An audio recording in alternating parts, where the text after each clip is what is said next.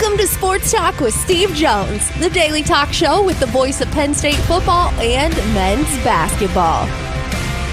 You never know what special guest may stop on by any given day. Now here's the man of the hour, Mr. Steve Jones. All right. So let's get to the pluses and the minuses of what we're doing here. Okay. What do you want to start with? Got to go with the pluses. You always go with the pod. Okay, I'm only on with you 2 days live this week. Then we have interviews Wednesday through Friday. That's the plus? Yeah. They leave on Thursday for Southern Cal, I assume? Yeah. Yeah, that's what I figured. So you know what the minus is? You're on for 2 days? With you, yeah.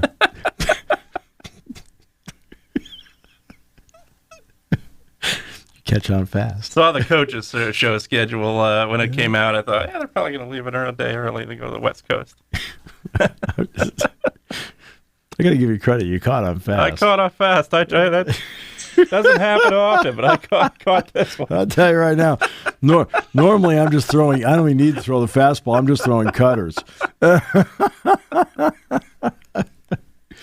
All right. So, I thought your 49ers looked great yesterday. Oh, yeah. Boy, I didn't realize you were a one-man team. So, yeah, aside from turning it over at the absolute I didn't realize you were a worst one-man time. team. No Christian McCaffrey, got nothing.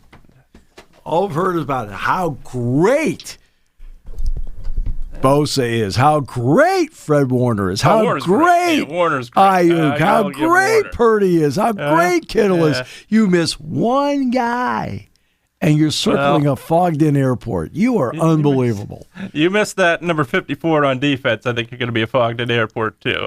You're losing now with him.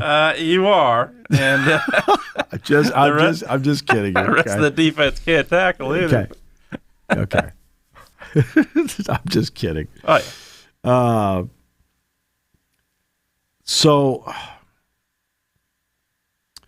yeah.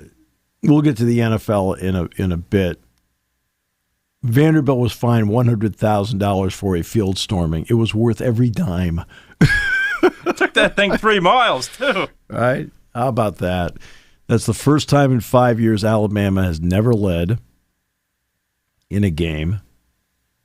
Every time Alabama made a, quote, run at them, Pavia played a terrific game. Every time they made a run at Vanderbilt repelled it and scored. Vanderbilt kept doing, I'll never forget, 1984. It wasn't Penn State's best season without question. They ended up 6-5. Their last win that season was against Boston College and Doug Flutie. And in that game,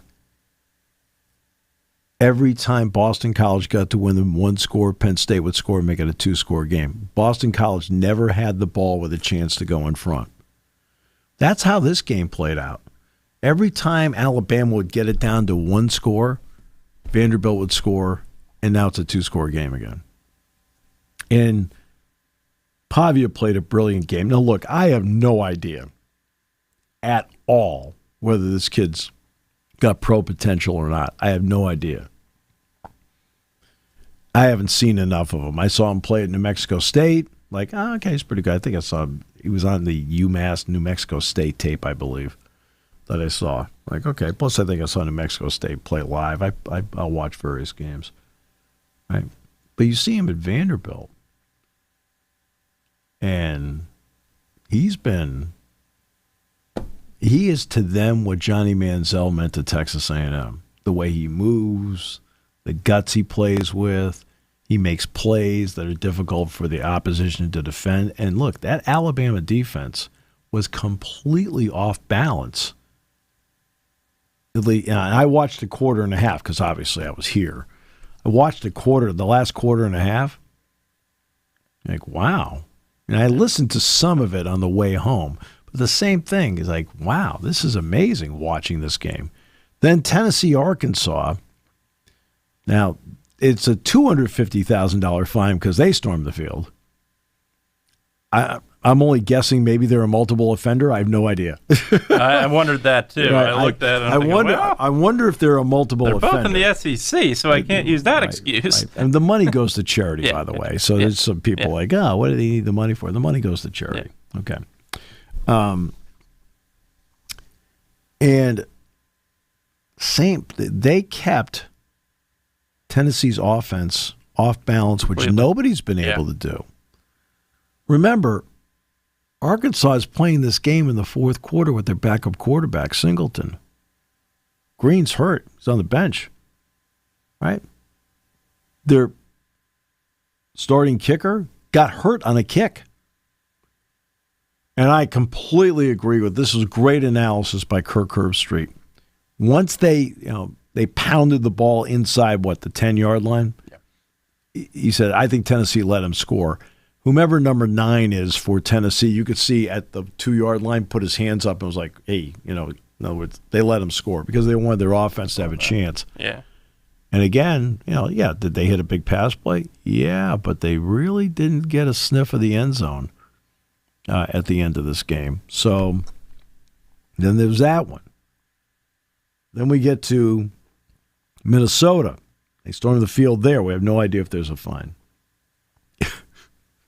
All the fine stories seem to be out of the There's SEC. a job saved, in my opinion, potentially. But at Minnesota? Yeah. I don't really think, no. Think Fleck was under par? No, I really don't, because I think he fits what they need. I think you have to be smart when you're an athletic director. There's no doubt. Yeah. About who really fits here. I never really thought of him being in any kind of trouble. Now, maybe I'm naive about that, but I didn't.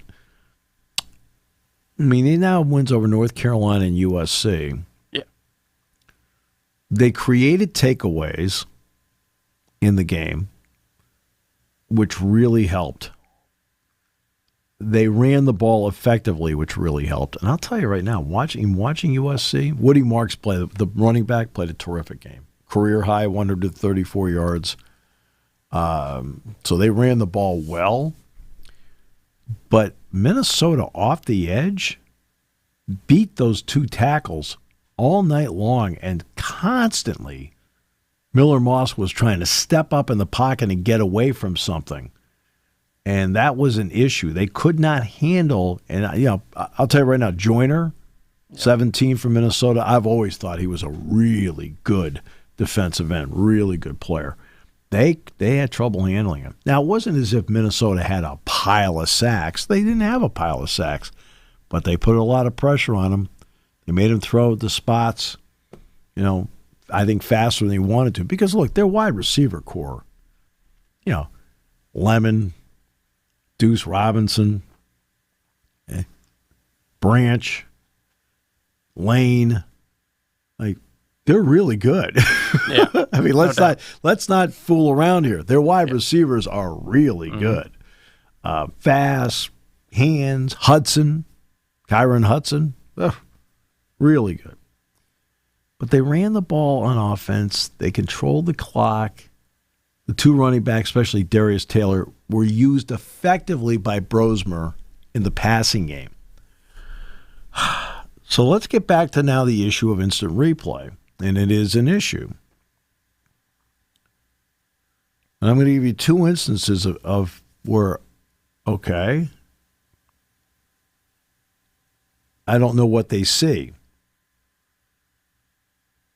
I'll start with Cal Miami. Cal's quarterback takes off at midfield. The kid from Miami launches himself. He launched himself and hit him square in the helmet. Now, is he a defenseless player at this point? No. So let's take that off the board. But he launched himself and with the crown of his helmet hit his helmet. Yep. That's targeting. Okay? To me, that is why the rule was put in. Absolutely. Right? Just like in the West Virginia game when Singleton was hit in the helmet square, that's why the rule was put in. And when you sit there and they say no targeting, that kept Miami alive. Completely. Yeah. And plus, guess what the quarterback had to do? He had to leave the game. Yep. Well, why do you have to leave the game if it wasn't a penalty? Okay. It wasn't like his legs or his arm got hurt. He got hit in the head. Yeah. By a helmet. Yeah. Not only that, like you said, the launch. He I think launched to me, himself. there's no question. Now, did he launch himself with the intent of hitting him? No. It's still. He launched himself at him, and he led with his helmet and hit his helmet. That is targeting. Yeah. That is no question. Okay? When they're doing this, that's an embarrassment to the sport. You can't make rulings like that. Same thing with the Singleton play. Okay? He didn't intentionally hit him there, but he hit him square in the helmet. It's an easy call. We're done. Yeah. We're done.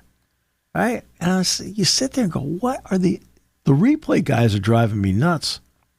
And not just this year, recent years. Right. Okay? The on-field guys, I'm not really having much of a problem with the on-field guys. It's the guys that are taking the second look. Now let's get back to USC Minnesota. My argument on USC Minnesota is exactly the same as Virginia Tech Miami. Do I think they got the call right on replay? Yes. How they arrived there was wrong.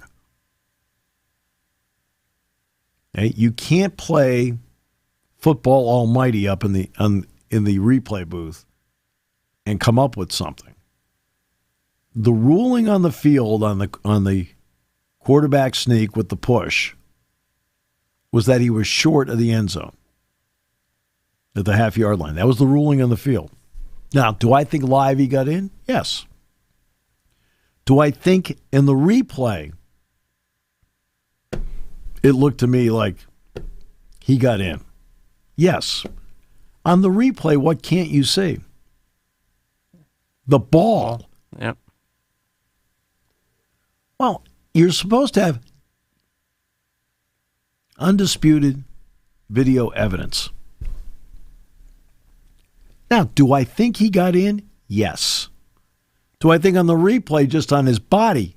Yes. But where's the ball? I can't see the ball. So, yes, do I think in the end they made the right call? Yes. But they did it for the wrong reasons. Because remember, they reversed the call. It wasn't as if they confirmed the call. It wasn't as if they said their call, it stands as called because they couldn't see. They reversed the call. How did you reverse what did you see that made you reverse the call?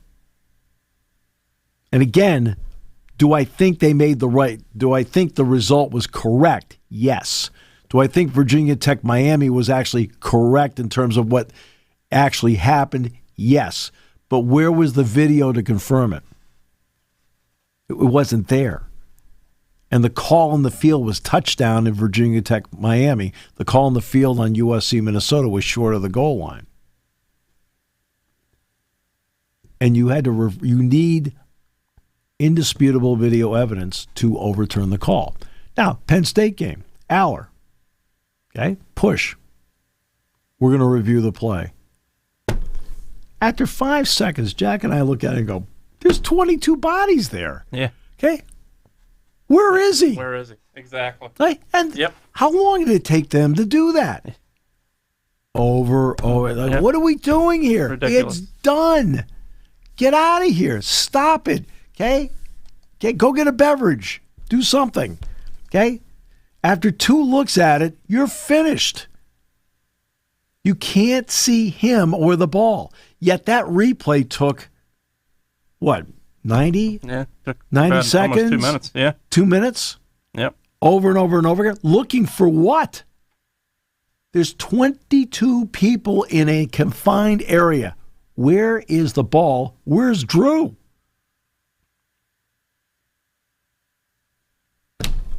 Now, did he get in? Yeah, he got in. You can see right away on live he got in. But come on. What are we wasting everybody's time now doing stuff like that? I said, here are 2 words. Finally, when they said it was a touchdown, I'll tell you exactly what I said. I said, I have 2 words for you. How about common sense? Yeah. Yeah, no doubt. I mean, what are we doing here? I mean,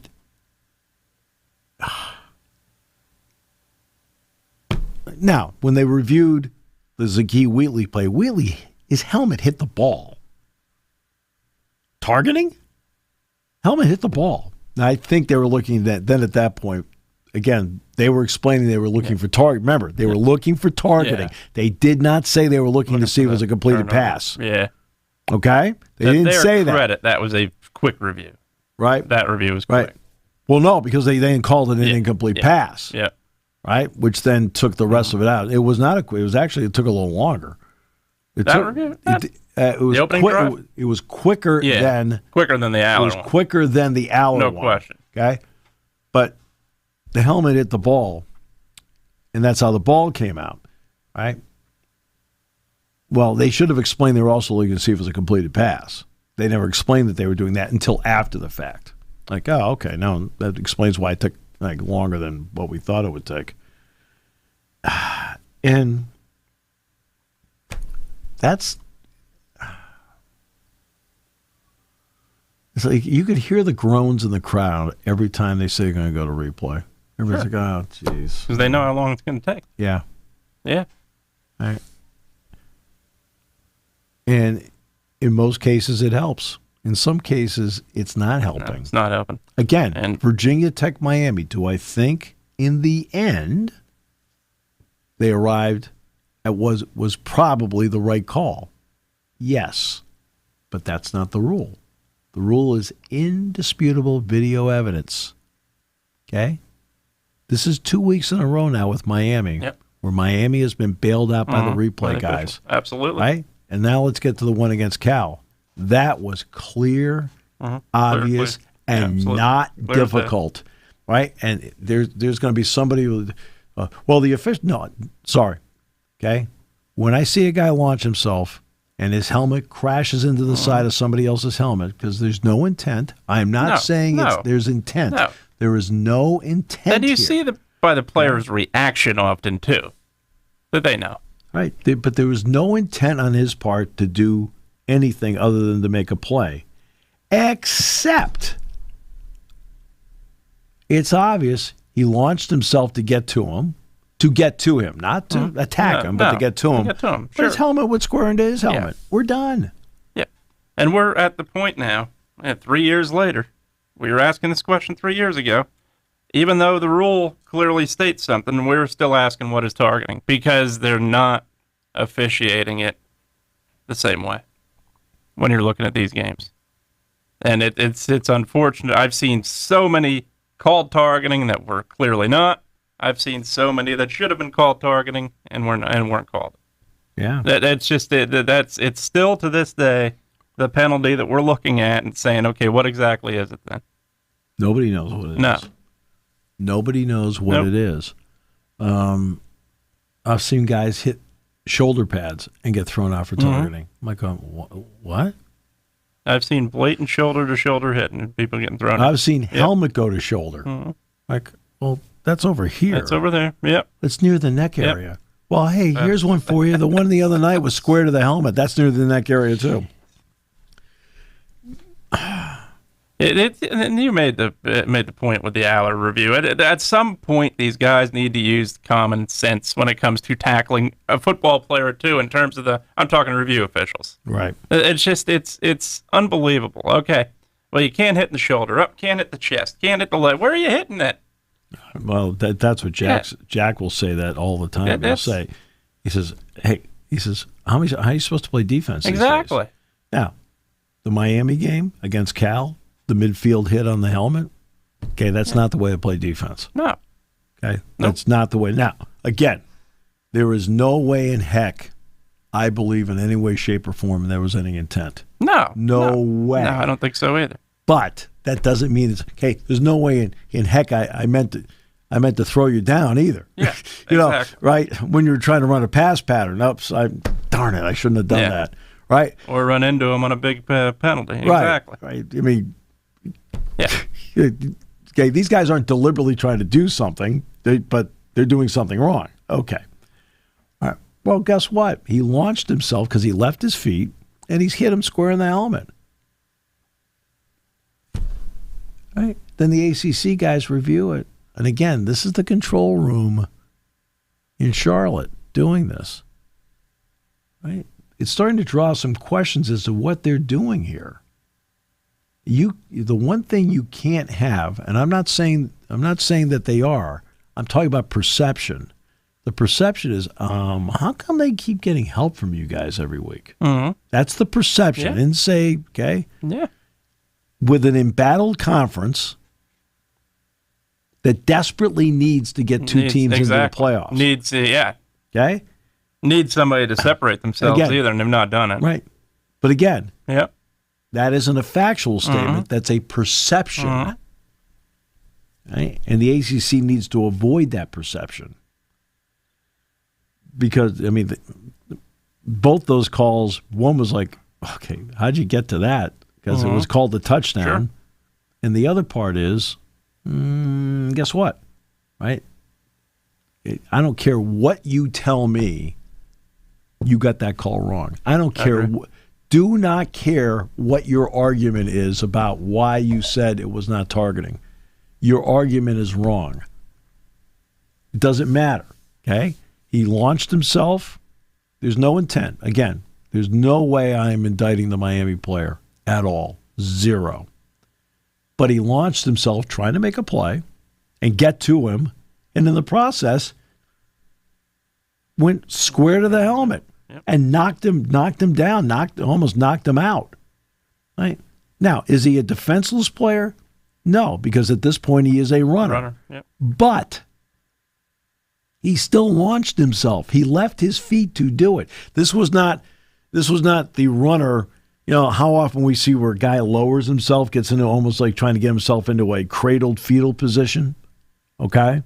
And then lowers the head and gets hit. That wasn't this play. That wasn't this play. Like, okay, interesting. So, yeah. Interesting weekend. We're Tennessee loses to Arkansas. Really great win for Arkansas. Their defense played great. Arkansas's defense played really well. Tennessee have been running up big numbers on a lot of people. Alabama was coming off that great win over Georgia. Vanderbilt was thought to be hey, look, Vanderbilt's playing better. I know they lost to Georgia State, right? But they had been playing well. And then, voila, they lose. Which now brings up something that I think that's really important to talk about, and this deals with Penn State. It should tell everybody in no uncertain terms, winning's hard. Absolutely. You try to tell that every week. In other words, and what happens is that because we are in a point spread and over and under era, people get all bent out of shape if a team doesn't cover. Like I remember the Illinois game when Penn State won 21-7. I had somebody in the parking lot, and they were just talking. It was not like, well, they didn't cover. I looked at him and I said, yeah, they won. He said, yeah, but they didn't cover. And I looked at him and I said, hey, that's your problem. That's not mine.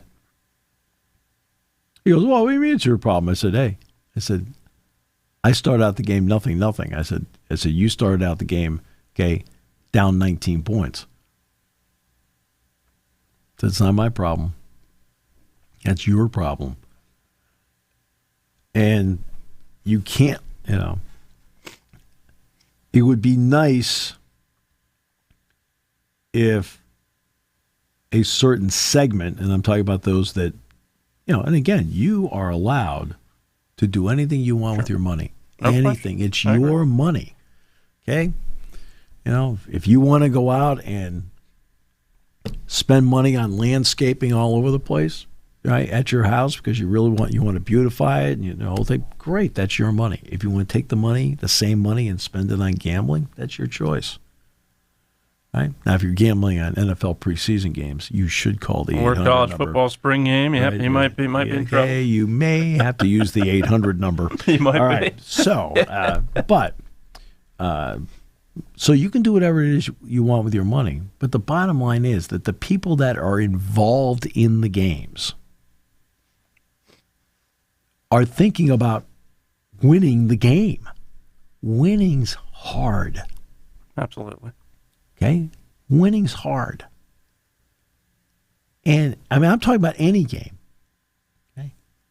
The world thought Alabama, Vanderbilt, hey, did I think Vanderbilt had a shot to win the game?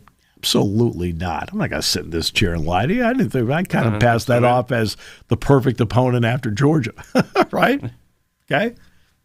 From 30,000 feet. Okay. Right? And guess what? They didn't win.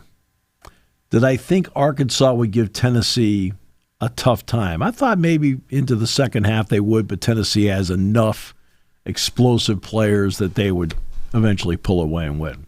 Did it happen? Nope. Did the Minnesota-USC game, did I think it would be a relatively close game? Actually, yes, I did. So that one, yes. I will say yes. Did I expect Cal to give Miami a tough time? No, I didn't. I really didn't. I thought Cal would play well for a half, then in the second half they pull away. Instead, Miami's fighting its guts out, trying to come from behind the fourth quarter, which to Cam Ward's credit and Miami's credit, they did. So, no. Washington, Michigan, another field storming. Yeah. Okay? But did I expect that game to be? No, I thought it would be a close game. I thought it would be a close game because of what happened last year, obviously. But no, I thought it would be a close game because of the quarterback situation at Michigan. Michigan, yeah. Yes, that to me is a big issue. Yeah, is major. That I think Michigan's going to be in a bunch of games like that moving forward because their quarterback issue is really unsettled. No. I mean, they finally benched Orgy and they brought Jack Tuttle in. And Tuttle played well enough where you felt like, okay, maybe there's a starter here. But then, the end of the game, interception, fumble, punt. Right. Yeah. Right. I mean, and, if that's one of those, he's not a great college quarterback, but he's a really good college quarterback, and that's Will Rogers. He's really a good college quarterback. I agree. Now, what he does going to the pros, that's for a different time to debate because you're going to see him live and in person here. But if he switches teams, Michigan wins that game 31 to maybe 7 or 10. But they don't have that guy. No. Orgy, they got away with it against Michigan, against USC. Yeah, no doubt. They barely got away with it with Minnesota. And when Minnesota got a handle on them, they shut them down. And then Minnesota came back, and then they got the bad call on the onside kick. I mean, is it correct? Technically, it is correct. Well, it's okay. That's a bad call. Okay. You don't make that call at that point. I agree. You do not make that call at that time. That his helmet was over the line. He's 6'4" with a 5-yard running start. What do you expect his helmet to be? Oh, he's got to time it up better. He's got to be a yard back of everybody else? Come on. It's ridiculous, right? But, again, why? Because they don't have the passing game to put the game away.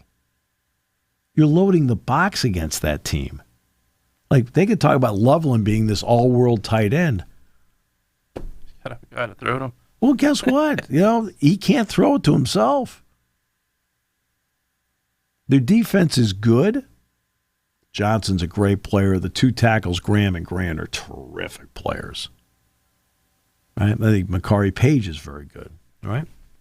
But, so I wasn't surprised that Washington won because I thought it would be close going to the fourth quarter. I was not surprised Nebraska won over at Rutgers.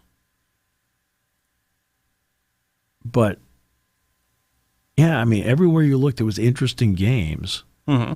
That, again, tells you how hard it is to win. It's hard to win. That's why when you see teams dominating somebody else, hey, let's go back. Clemson hasn't lost since the opening game. Okay? But what was the halftime score of the Clemson-Georgia game? 6-0. 6-0. Yeah. Clemson's in the thick of the game. And then finally, Beck got loose. Beck played really well, and Georgia won. Okay, it's hard to win. Okay? Yeah, let's get to your Phillies now. You know, we're wearing a Pirate shirt today.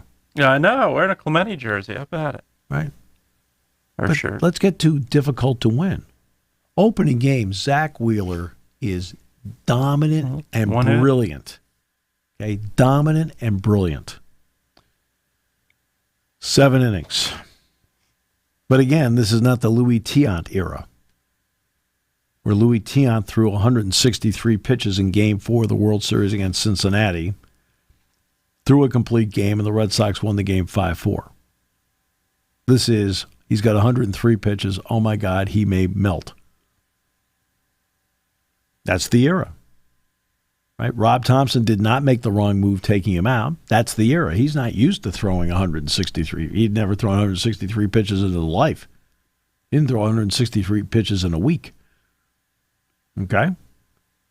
So after 7 innings, they take him out with a 1-0 lead after Schwarber led off the bottom of the first with a home run on the first pitch.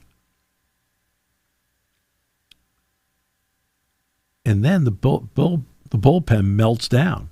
The Mets do what the Mets have been doing in the second half of the season, rallying.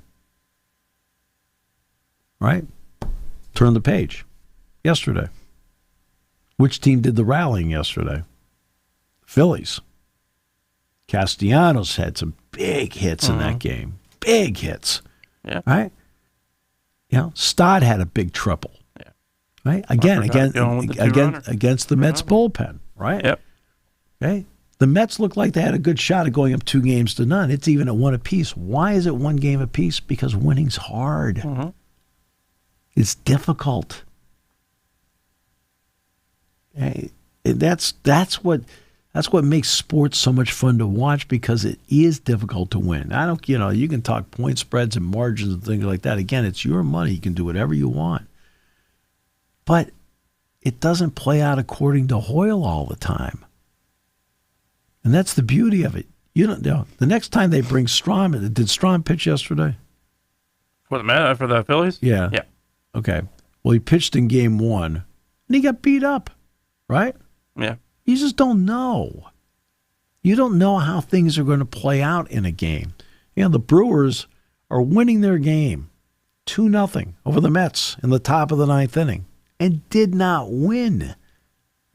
They had their closer out there and didn't win the game. No. And it's the other part of sports that makes sports great. And you go to that game, those people that are struggling completely, just one moment gets them out of a slump. Right. And Pete Alonso. Right, exactly. And suddenly the slump is forgotten. Then you have a star like Ohtani. Okay? He pulled a Mike Trout. What do you mean he pulled a Mike Trout? Mike Trout, his first at-bat in the playoffs, homered against the Royals. Uh-huh. And never got another hit. That's where Ohtani's at right now. Ohtani homered in his first at-bat. Oh, welcome to postseason. Guess what? He hasn't had a hit since. No. Hasn't had one since. It's a bad matchup for them, too. Well, whether it's a bad matchup for them. Exactly. And they get him. And see, and here's the issue. They get to late in the game. They haven't, the Padres haven't used Suarez yet. Exactly. Mike hasn't even used him yet. No. And I apologize. Mike Schilt's a friend. I mean, Mike was one of the coaches of the Spikes. Yeah, that should not have been fired. And all respect to Marmol, should not have been fired by the Cardinals. Right. No, I agree with that. But Schulte hasn't used him yet. Okay? But he's used Tanner Scott, and they can't touch Tanner Scott. What a great acquisition from Miami. I mean, really. Yep. Although I was watching a little bit of the 8th inning, and I saw Tommy Edman beat out a hit. Like, I was happy for Tommy. There's a lot of former Spikes in this thing. Mm-hmm. Tommy Edmonds in this thing. Donovan Solano, in it, who was an original Spike with Mike when Mike was here. Yeah. It's crazy. He's a grizzled veteran now. He was 17 when he first walked on the field. There's 17. All right? Okay? Like we talk about the Judge thing. Right? In Game 1, he didn't get a hit, did he? He was 0 for 3 with a walk, something like that, right? I think so, yeah. Right. Not see a lot of that game. Right. No, I know. I think I saw a box score. But again, it's difficult to win. I mean, you look at people out Penn State, they didn't do this, they didn't do that. They won. Okay? Now, because they run the ball. I felt when Katron Allen was in a rhythm, he was running the ball well. Yeah. Right? It was a game with no takeaways on either side. So the only time you had a short field was when, like, for example, Penn State backed them up to start the second half, and they got, right, like first 3 plays, back, and suddenly they're punting out of the end zone. And then I think they started from the 47-yard line or something like that. And they got a field goal out of that. So in analyzing Penn State, number one, need to do a better job of getting out of the gate offensively. No doubt. Let's start offensively. Need to do a better job of getting out of the gate. Penn State has scored in its opening drive in 2 of the opening 5 games. Ironically, they became the first team this season to not score a touchdown against UCLA on their opening drive. The other 4 teams UCLA had played scored touchdowns in their opening drive of the game. Okay? So that's one. Got to get out of the gate, get into rhythm a little bit quicker on offense. That's one. Once they get into rhythm, they go. They scored on 4 straight possessions. Bing, bing, bing, bing, bing. Right? Second half, I think Penn State scored on their opening drive of the second half on 4 of the 5 drives this season. Yeah. Okay? Penn State has not allowed a score on the opening drive of the second half this season. Teams are 0 for 5. In fact, teams haven't scored a point against Penn State in the third quarter this year. Okay? So once they get into the rhythm of the game, and I know everybody's like, oh, all the halftime adjustments, that's fantasy land.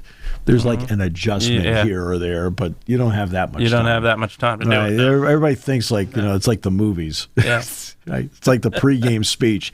Go, fight, win. You run out of the tunnel and like, hey, guess what? We deferred on the coin toss and we're not going to be playing for a few minutes.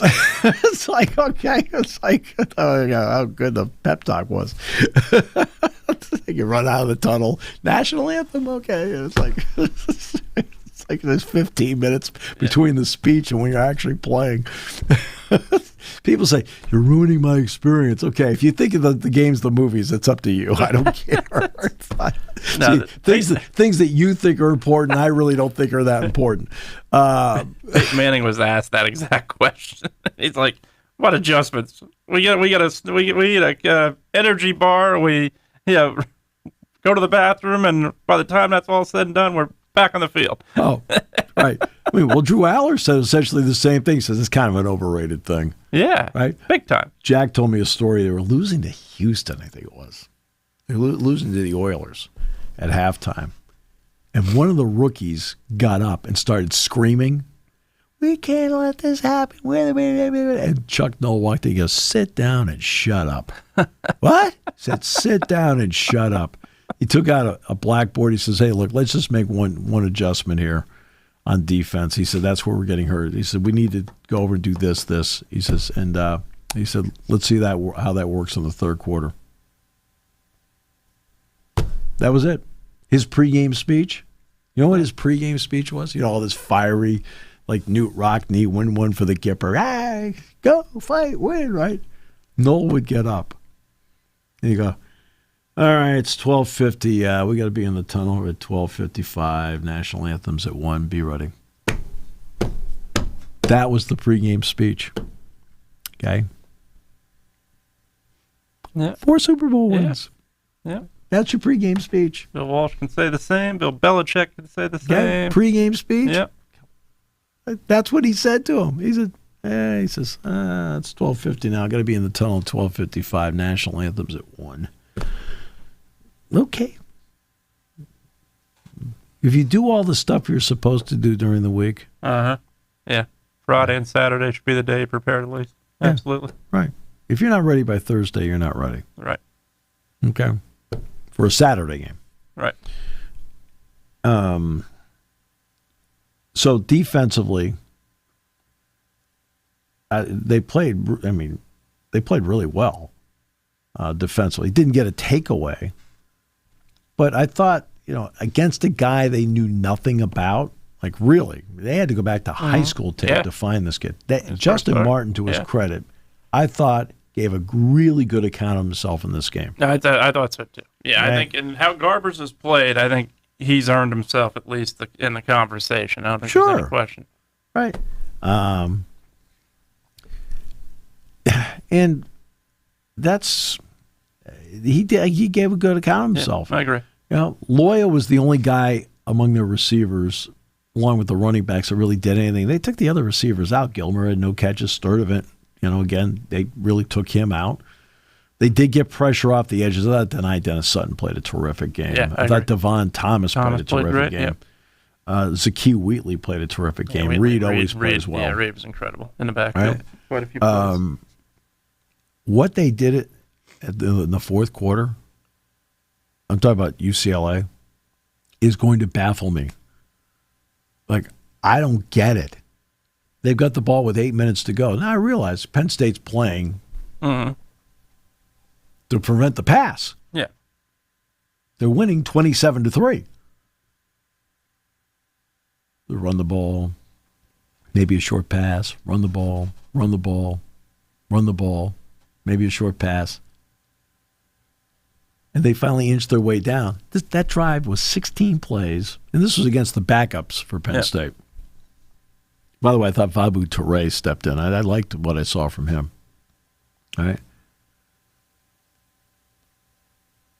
And it took 7 minutes and 56 seconds. So what, they scored with 16 seconds to go? Yeah. They go for 2, and Jones runs it up the middle. Okay, 2 points. I looked over at Jack. I said, you know what's going to be bizarre? I said, they just went on a 7 minute and 56 second drive that took 16 plays. I said, which now makes it 27-11. I said, I wouldn't put it past them to try an onside kick. Well, they do the onside kick, and Tyler Holsworth recovers. Why do you show an incredible lack of urgency over the last? I mean, you basically ran the clock out, and then you kick an onside kick to do what? Actually, to do what? Yep. To make it a one-score game with 16 seconds to go. I mean, it makes no sense what they did the last 8 minutes.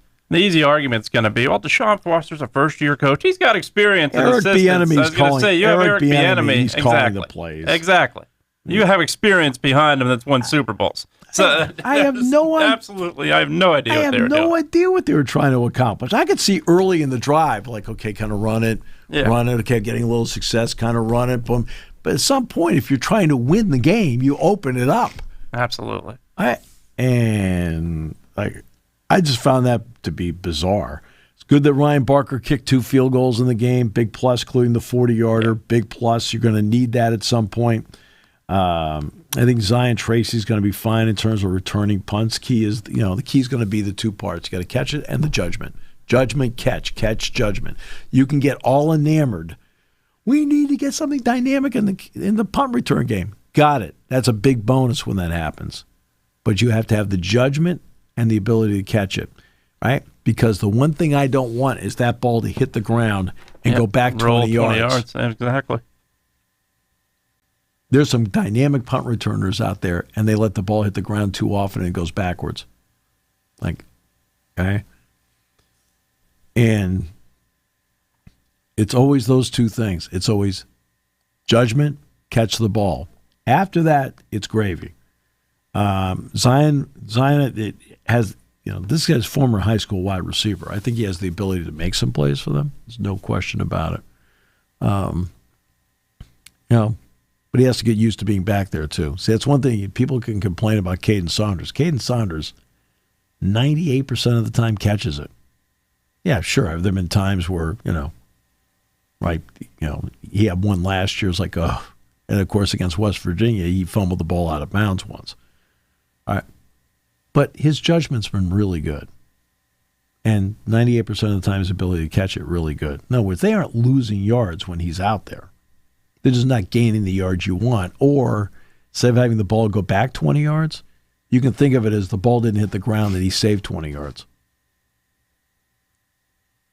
And there's a lot of ways of looking at it, and that's how I look at it.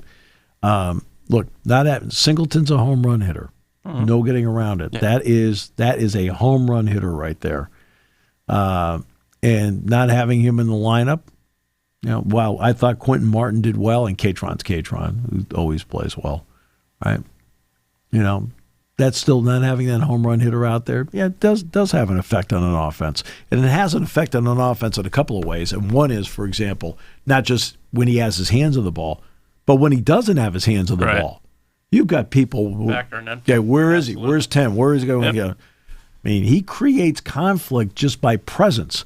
You can run a play-action fake with him. You will freeze somebody because they're not, okay?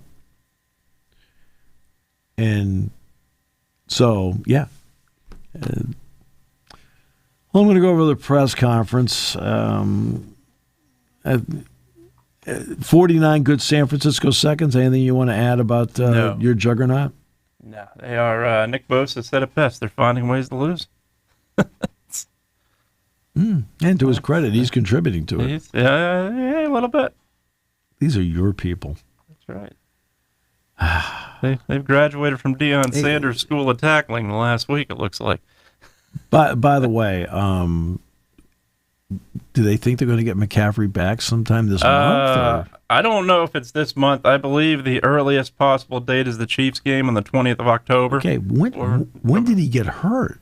Apparently, it's Achilles injuries, according to his father and according to doctors, is this happened by overtraining. And that, I assume, is what happened. But, yeah, I think it's a major mystery because he went into week one. You thought he was going to be on the field. Yeah. Wow. Well, I'm going to go over there. I'm going to try and put my experience with you behind me. That's right.